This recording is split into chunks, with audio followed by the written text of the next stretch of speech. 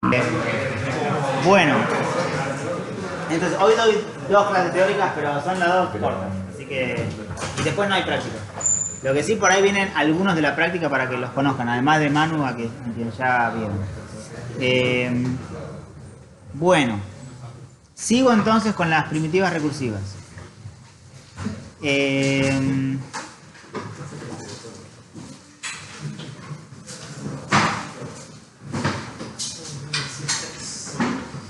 Sí, esta clase es sobre primitivas recursivas y ya la próxima es sobre el otro modelo más de cómputo, que es el que vamos a terminar usando junto con este, en realidad un poco mezclado, para desarrollar la teoría de la computabilidad. Entonces, miren, las sumas acotadas y los productos acotados son funciones primitivas recursivas siempre y cuando uno esté sumando funciones primitivas recursivas o haciendo producto de, en realidad, distintos valores de una misma función primitiva recursiva. El resultado es este, ¿no? Que si f está en una cierta clase PDC, entonces, f es una función de n más 1 variables, ¿no? Entonces, la función de la suma de f de 0 y variables más f de 1 y variables más f de 2 y variables más f de i hasta i, esa sumatoria acotada desde c para t desde 0 hasta i de f de t, esa función g de i es primitiva recursiva. Bueno, si f era primitiva recursiva o en general g va a estar en la clase si f está en la clase. Y lo mismo para productorias, acotadas siempre, ¿no? ¿Está bien? Bueno, ¿y cómo les parece que se resuelve esto? ¿Cómo se prueba el resultado? La suma es primitiva recursiva. La suma sí, pero la que es primitiva recursiva es la suma de dos argumentos. Esta es una sumatoria. No, sí, pero digo, vas con claro, las sumas, claro, sumas, exacto. a veces y f. Claro. Y la productora es lo mismo. Entonces, para el caso de la suma, podemos definir g de esta forma, ¿no? G de 0. No leo el x1 y xn porque no hace nada, ¿no? Así que g de 0 es... ¿Cuánto da g de 0? ¿Ven? Da la suma de f de t para t desde 0 hasta i, pero i es 0. O sea que el único t es 0. Así que es f de 0 solamente, ¿no? ¿Está bien? Y después g de t más 1 es la suma hasta t más el término que le falta, ¿no? Que es justamente f de t más 1.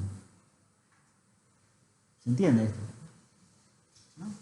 Acá esto lo pueden pensar como algo inductivo, ¿no? Piensen que ya vale que g de t es la suma hasta t. Den eso por cierto. Y entonces la suma hasta t más 1 será esa suma hasta t más el término que le falta sumar, que es justamente f de t más 1. ¿Está bien? ¿Sí?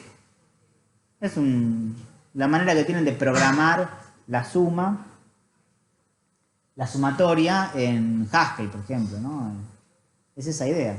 Pero esto es una recursión primitiva, de hecho, porque g de t más 1 solo depende de g de t.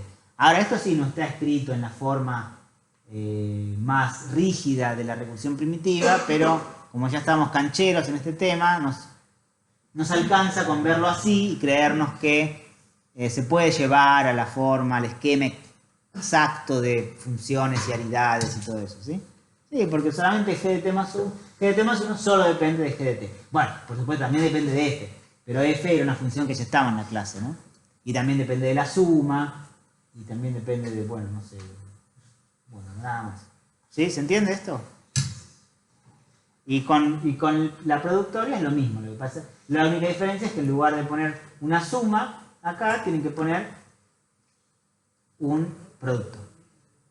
¿Está bien esto?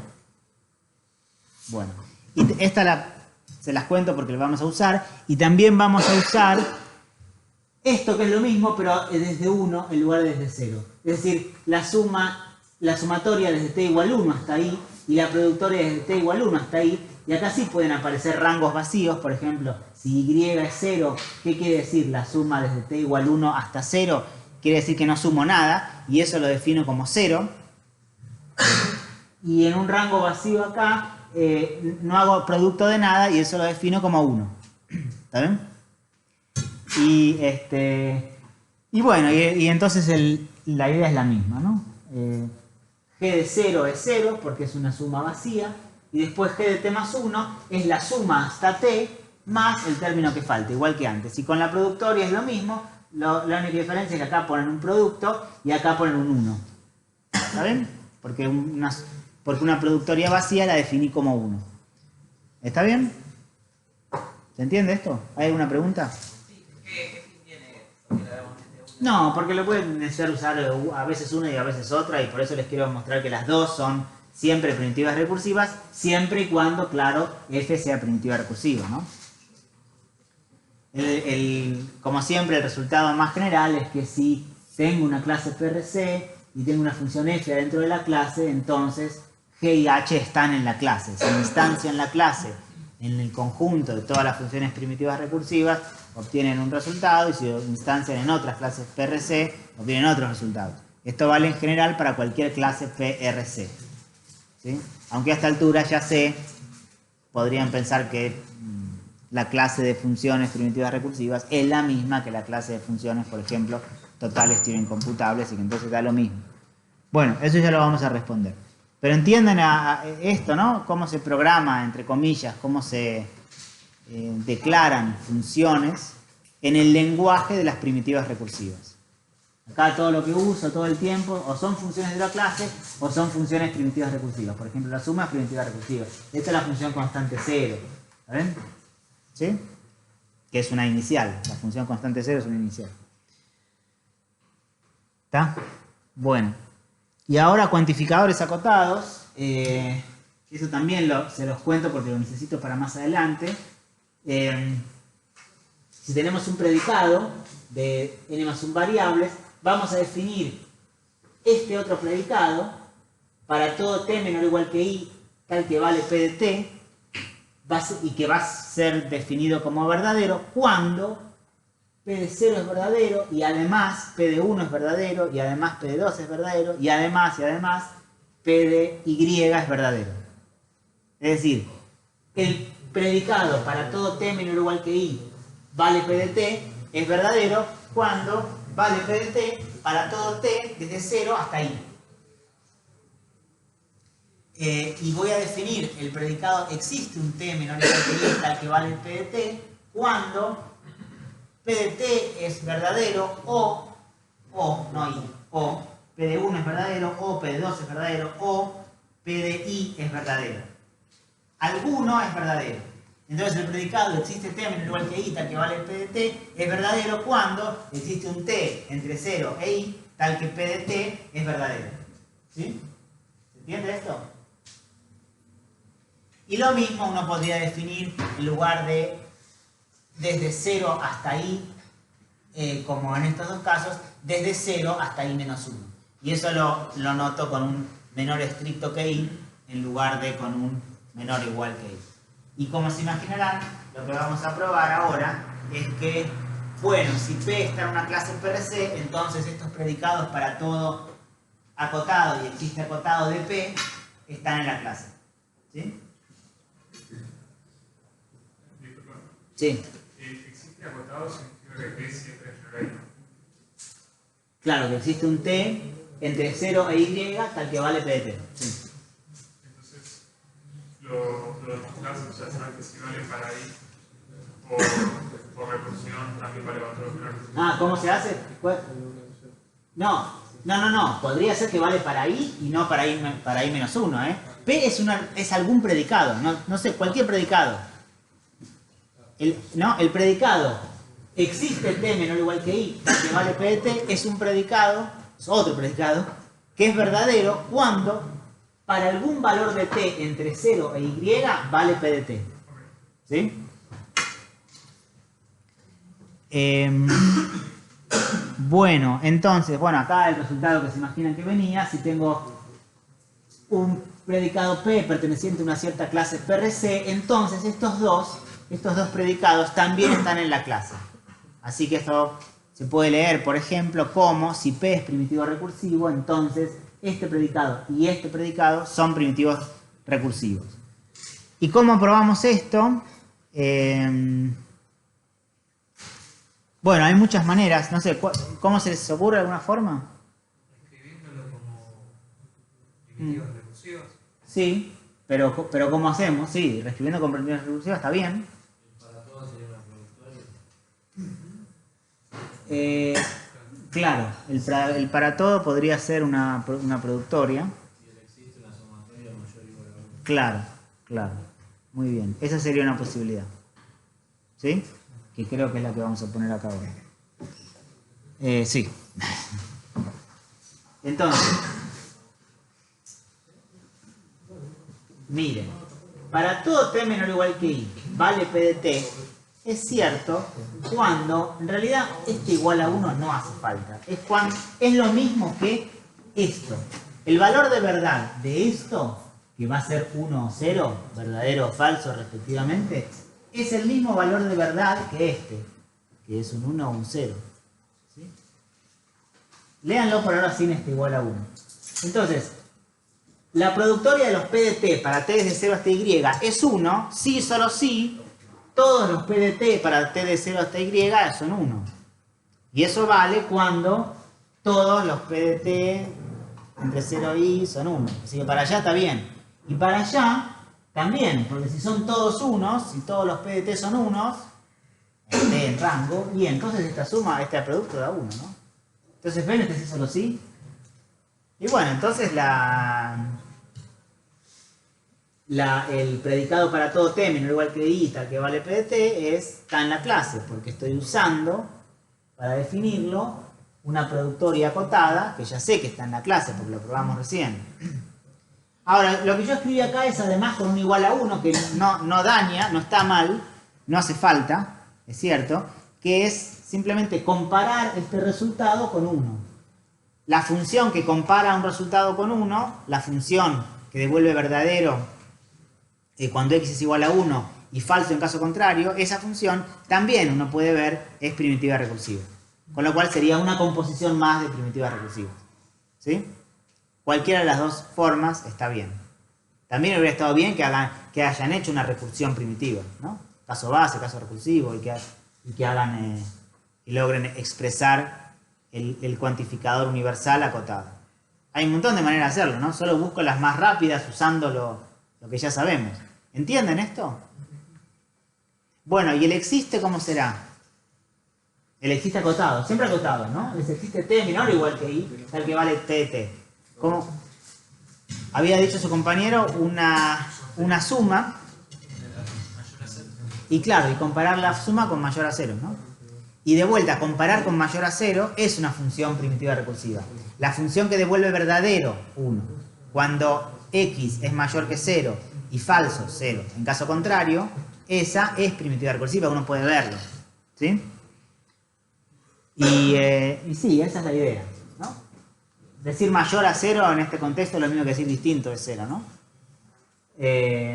Entonces podemos definir el existe t menor o igual que i tal que vale p de t como la suma de los p de t para t desde 0 hasta i. Si esta suma de acá, que es solo una suma de ceros o de unos, si sumó algún 1, i va a ser distinto de 0, porque solo suma unos o ceros. ¿Está bien? Así que si acá, entre estos términos, hay un 1, es porque existía un t menor o igual que i tal que vale t de t. Tal que vale p de t. Así que si acá hay a lo sumo, si hay como mínimo un término 1, o sea, si esto es distinto de 0, entonces vale el existe. Y al revés, si vale el existe, entonces p de t es verdadero para algún t entre 0 y y. Ese aporta un 1 en esta suma de acá, ¿no? Y como era solo una suma de unos o ceros, no puede ser 0. ¿No? ¿Está bien eso? ¿Entienden? Bueno, acá de vuelta, entonces, y la suma para t de 0 hasta y va a estar en la clase por el resultado que vimos recién, y comparar por distinto de 0 está en la clase, porque comparar por distinto de 0 es primitiva recursiva. Se puede ver. O es ¿Es el alfa ese? No sé. Doble alfa. Sí, doble alfa, eso. Es alfa de alfa. ¿Está? Muy bien. ¿Está bien? ¿Sí? ¿Se entiende esto? Bueno. Como entonces son todas cosas que estaban en la clase por cosas que ya sabemos, la sumatoria y la productoria, siempre acotados, claro, están en la clase. Y después, bueno, cuantificadores, esto también se los cuento, es muy parecido a lo anterior, pero a veces lo voy a tener que usar, es cuantificar universalmente o existencialmente, pero para t desde 0 hasta i-1. Así que lo noto con un menor estricto i.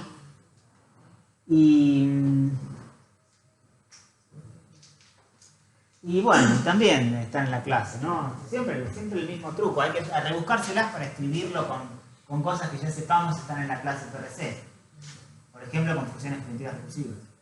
Miren, para todo t menor estricto que i vale p de t, este predicado es verdadero cuando para todo t menor o igual que i, y esto léanlo de otra manera, lean, si t es distinto de i, entonces vale p de t.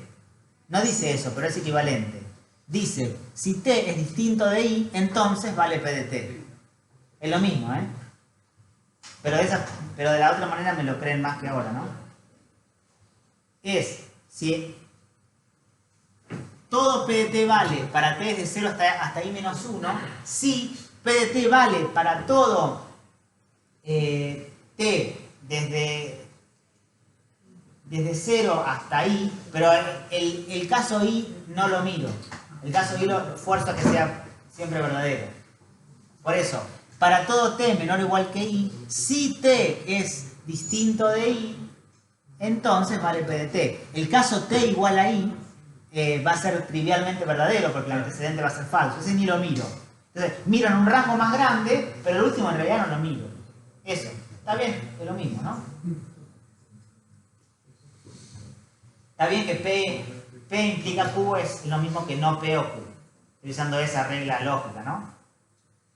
Podría haber puesto T distinto de I entonces. Porque al final el entonces también es primitivo recursivo. Solo que como no lo vimos, lo escribí con el O, pero...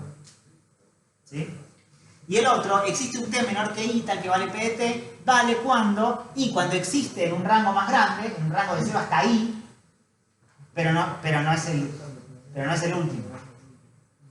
Hay un t entre 0 e i-1 que cumple la propiedad, cuando hay un t entre 0 e i que no es i y cumple la propiedad. ¿Entiende esto? ¿Está bien? ¿Hay alguna pregunta hasta acá? ¿Todos entendieron esto?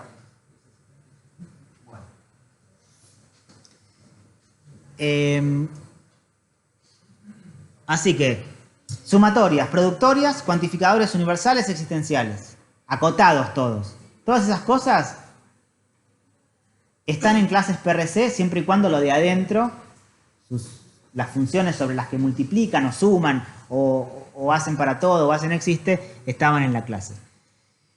Después, un montón de otras funciones de aritmética, la aritmética, ¿no? Por ejemplo, i divide a x, que es verdadero cuando i divide a x. Esa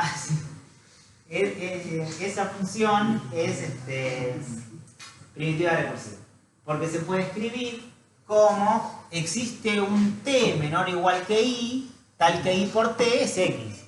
¿Está bien? Este es un existencial acotado, ya sabemos, entonces primitivo recursivo porque lo que uso adentro es solamente la multiplicación, que es primitiva recursiva, después comparo por igualdad, eso es primitivo recursivo. ¿Está bien? ¿Se entiende eso? Claro, i divide a x cuando hay un t que multiplicado por i da x. Eso es lo que dice la fórmula. ¿Está bien? Bueno, ahora, como estamos trabajando con funciones totales, bueno, puedo preguntarme si i divide a 0, y eso tiene una respuesta, pero puedo preguntarme si 0 divide a 0, que no tiene sentido, la verdad no tiene sentido hacer esa pregunta. No es un caso que nos vaya a interesar, pero noten que la función, por ser total, siempre va a dar un resultado. Va a dar verdadero o falso. En este caso no sé qué da. Da verdadero, 0 divide a 0. Pero no estoy afirmando que 0 divide a 0. Yo voy a usar el divide a cuando haga falta usarlo y lo voy a usar bien, lo voy a usar en los casos que tengan sentido. Pero digo, si definimos de esta forma la función, y bueno, observen que da verdadero con argumento 0, 0. Nada más que eso. Creo, no sé por qué da verdadero. Porque, y sí, porque siempre hay un t que multiplicado por i, que es 0, da 0, ¿no? Bueno, pero no pasa nada. Después vamos a usar la función divide en los casos que haya que usarla, si que tenga sentido matemático. ¿Está bien? No se enojen. Matemáticos, ¿está bien? En computación dijeron que 0 divide a 0. ¿Verdad? ¿No hay? 0 divide a 0. Miren, la función primo de x, que es verdadera cuando x es primo y falso en caso contrario. Esa es primitiva recursiva. ¿Por qué? A ver, ¿cómo se hace? ¿Cómo se escribe? ¿Cómo se puede escribir? Primo. Ser primo. La función es primo. ¿Cómo se puede hacer? Con para todo, puede ser, sí. No existe no sea ninguno ni Para toda la negación de... usando ¿Está bien? O sea, hasta ahora salió un para todo y un no existe, que es lo mismo. Va bien. Un i que divide x, el i tiene que ser menor a x, tiene que ser mayor a 1, algo así, pero mejor escrito. Sí, esa idea, sí, está bien. Es esa idea. Entonces, empecemos. Uno podría decir, por ejemplo, para todo i, o bueno, para todo i, podría poner menor que x. Esto sabemos que viene bien, porque es un tipo de cuantificación que vimos. Para todo i menor que x, no quiero mirar el caso. Voy a poner una implicación, voy a restringir un poco el dominio, ¿no? ¿Dónde quiero que vivan los i? Los i en principio, si pongo así, viven entre 0 y x menos 1. Pero no quiero mirar el caso 0 y el caso 1, porque todo número es divisible por 1. Así que voy a decir, si x es mayor que 1, por ejemplo, entonces, entonces no lo vimos, pero saben, es un operador lógico, se puede definir en términos de...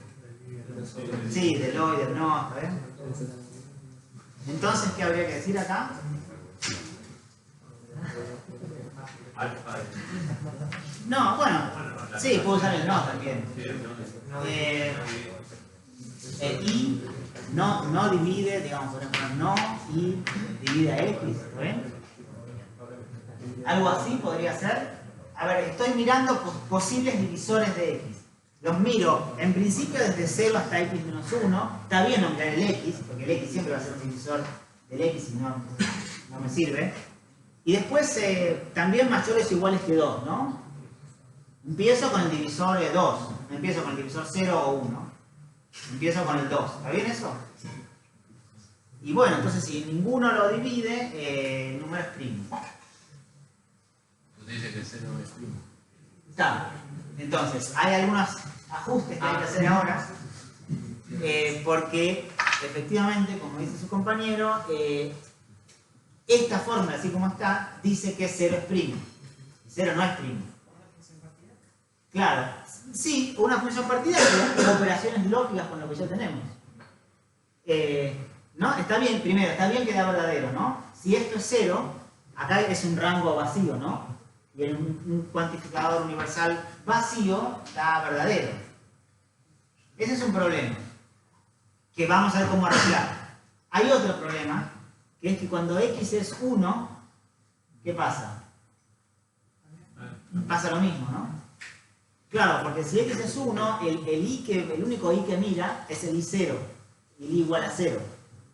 O sea, para i igual a 0, que es el único que tiene que mirar esta implicación, dice 0 mayor 1, falso. Listo, verdadero. Entonces, verdadero, ¿no? La implicación es verdadera, era el único i que tenía que mirar. Entonces, esta definición nos dice que 0 es primo y que 1 es primo. Ahora, 0 no es primo y 1 no es primo. No es como en el caso anterior que yo decía 0 dividido a 0. La verdad es que no tiene sentido hacer 0 dividido a 0. Acá sí tiene sentido preguntarse si el 0 es primo. Y la respuesta es que no, no es primo. O tiene sentido preguntarse si el 1 es primo. Y la respuesta es que no. Ahora vemos cómo lo arreglamos, pero déjenme ver con el 2, porque a lo mejor no anda nunca esto. Para y igual a 2, o sea, perdón, para x igual a 2, si x es 2, 2 es primo, ¿no? Entonces, ¿qué y es miro? 0 y 1. Bueno, pruebo esta implicación para 0 y 1. 0 mayor 1, falso. Y 1 mayor 1, antecedente falso, todo verdadero. Vi dos cosas verdaderas, da verdadero, y está bien que dé verdadero porque el 2 es primo. Bueno, a partir de acá empieza a funcionar, se dan cuenta, ¿no? Entonces, ¿cómo lo arreglo para que funcionen para 0 y para 1? ¿Con dos sí? Claro, sí. Puedo decir sí, o con un y, ¿no? Puedo decir, por ejemplo, pasa esto, pero además, x tiene que ser Distinto de Claro. 0 y distinto de 1. claro, puedo poner Claro. cualquier 2, o sí, o lo que dijeron, cualquier forma. Pero de esta forma, entonces, para 0 da falso. ¿No es cierto? Y para 1 da falso. Bueno, hicimos un pequeño parche, pero estaba bien al principio, estaba bien la idea, faltaba ahí un ajuste. Pero la parte interesante era esta, ¿no? ¿Está bien? Bueno, ahora usamos esto que sabemos que es primitivo recursivo, siempre y cuando lo de adentro sea primitivo recursivo. Usamos comparar con mayor que 1, que sabemos que es, no lo vimos por ahí, pero lo van a ver en la práctica. La implicación es la negación, divide a. Son todas composiciones de funciones que son primitivas recursivas. Y entonces esto es primitivo recursivo. ¿Está bien? ¿Sí? Eso, si no, lo pueden escribir como y menor o igual que 1 o esto, ¿no? Para no usar implica, que no lo vimos, pero es lo mismo. Claro que ahora uso esto. Bueno, entonces, eso, la función primo, ser primo. Entonces,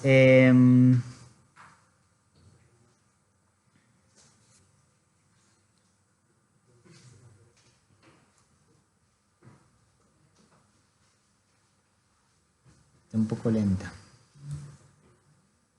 Bueno.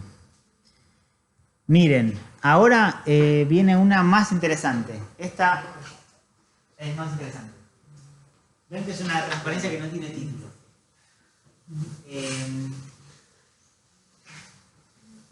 La pregunta es, ¿qué hace esa función? ¿La ven ahí? Sí, está medio... Bueno, dice esto, G de I x1 xn y x1 xn es igual a la suma de u para u igual 0 hasta i de la productoria para t desde 0 hasta u lío de alfa de p de t. Alfa de p de t de x.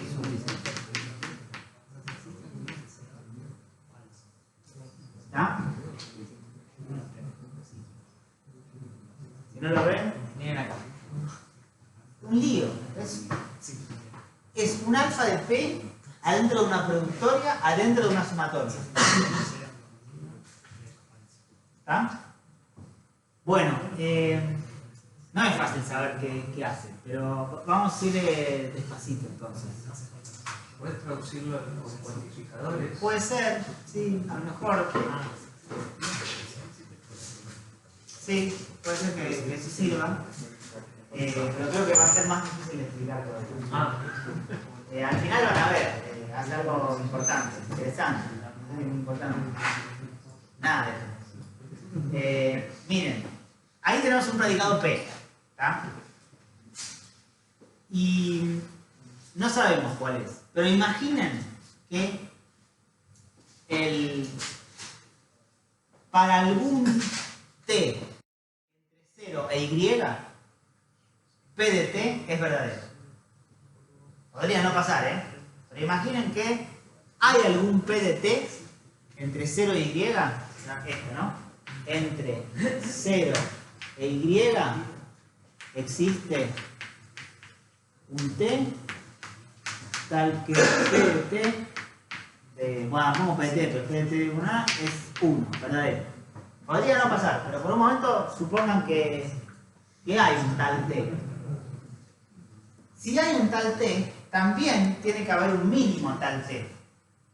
El mínimo t que entre 0 e y que cumpla P de t. ¿Está bien? A ese lo llamamos, no sé, quiero ver cómo lo llamé acá para que les quede después igual. T0, obvio, claro. T0. Entonces, sea T0, sea T0, el mínimo tal T. ¿Sí? O sea que tenemos, por ejemplo, si T0 es 3, P de 0 es falso, P de 1 es falso, P de 2 es falso, P de 3 es verdadero. Y después, no sé, siguen otros P de T verdaderos o falsos. Pero si T0 es 3, entonces P de 0 es falso, P de 1 es falso, P de 2 es falso, P de 3 es verdadero. ¿Se entiende hasta ahí? Bueno, entonces, miren.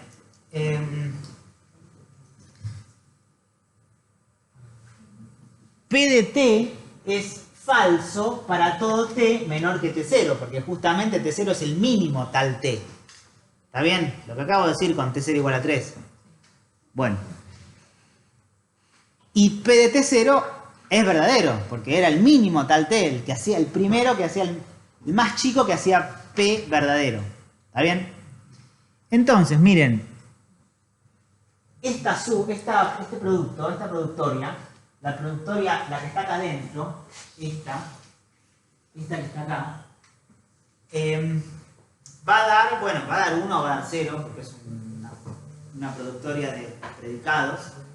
O sea, solo está multiplicando unos y ceros. Y le pasa esto, miren. El resultado, claro, depende del valor de U, ¿no? Estoy mirando solamente este pedazo de la expresión. Y les voy a decir cuánto vale, depende de quién es U, cuánto vale U. Si U es menor que T0, imaginen, yo tenía esto, ¿no? P de 0, P de 1, P de 2, P de 3, P de 4, P de 5. Imaginen que, como dije antes, este es falso, falso, falso, verdadero. Acá no importa mucho. Voy a poner, por ejemplo, falso y verdadero. ¿Está bien? El T0 es 3 acá. ¿Sí? Bueno, ahora evalúa esta expresión para distintos valores de U. Por ejemplo, lo evalúo para U igual a 0, 1, 2. Lo evalúo hasta acá, ¿no? Entonces hago la productoria de alfa de este por alfa de este por alfa de este. Porque eso es lo que hace esa productoria cuando U es 0, 1, 2, ¿no es cierto? O sea, multiplico estos tres. Cuando U es este, ¿no? U Multiplicar el alfa, perdón, sí, el alfa de estos, cuando U es 2. O sea, alfa de P de 0 por alfa de P de 1 por alfa de P de 2. ¿Eso cuánto me da? 1. Y si el U hubiera estado acá, por ejemplo, y solo hacía la multiplicación de alfa de este por alfa de este, sí. Y si el U hubiera estado acá, también. Y si el U hubiera sido... Bueno, no puedo, porque va a ser 0. Si U es 0, es también. Ahora, si el U es 3, y hago alfa de P de 0 por alfa de P de 1 por alfa de P de 2 por alfa de P de 3, ¿cuánto me da esa multiplicación? 0, ahí me da 0. O sea que acá me dio 0, acá me dio 1, acá me dio 1, acá me dio 1, pero acá ya me dio 0. Y si ahora miro más, por ejemplo, miro hasta ahí, vuelve a dar 0. Y si miro hasta acá, también da 0. Entonces, esa expresión da verdadero cuando U es menor que T0 y falso en caso contrario. Acá en la 3. ¿Bien? Mientras es menor que T0, da 1 el producto de los alfa de P. Desde T0, de T0 en adelante, da 0. ¿Lo ven eso? En el ejemplo se ve, ¿no? Por lo menos. ¿Está bien? Claro. Y entonces ahora tengo que mirar la expresión grande. Tengo que mirar esta. Y lo que hago es sumar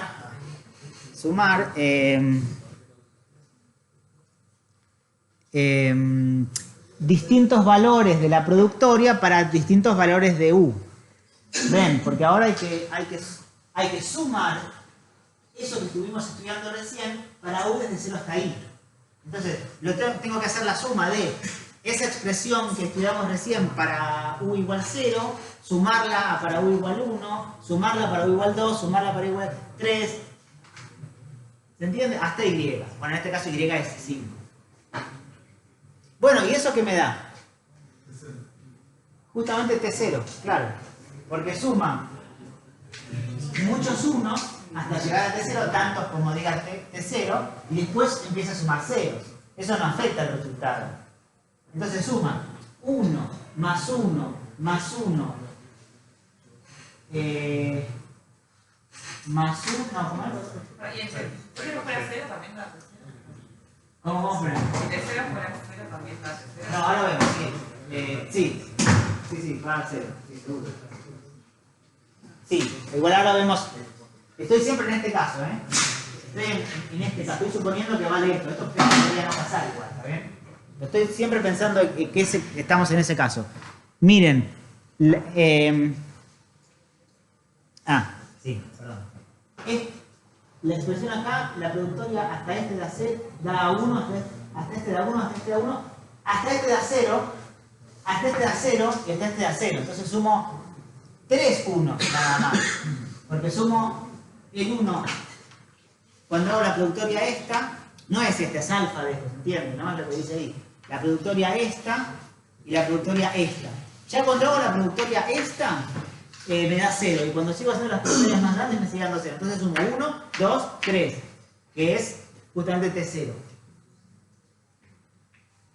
Si T0 fuera 0, me daría, no sumaría ningún 1. Porque, por ejemplo, si este ya fuera 1, acá, si P de 0 fuera 1, entonces ya este me da 0. Solo sumo 0. Con lo cual, el resultado también es 0.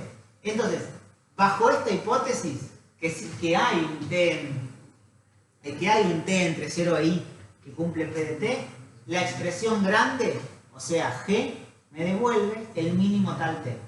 El mínimo T tal que P de T es verdadero. El mínimo T entre 0 e Y tal que P de T es verdadero. ¿Se ve esto? ¿Se entiende? Por lo menos en el ejemplo, ¿lo vieron? Bueno. Ahora, claro, podría ser que no existiera un T entre 0 y Y tal que valga P de T, porque P es cualquier predicado, qué sé yo. Podría ser un predicado que sea falso doblado. Y en ese caso, ¿qué da la expresión? No. Imaginen que este es 0, este es 0, este es 0, este es 0, este es 0, este es 0. Y más 1. Claro. 1 más 1 más 1 más 1.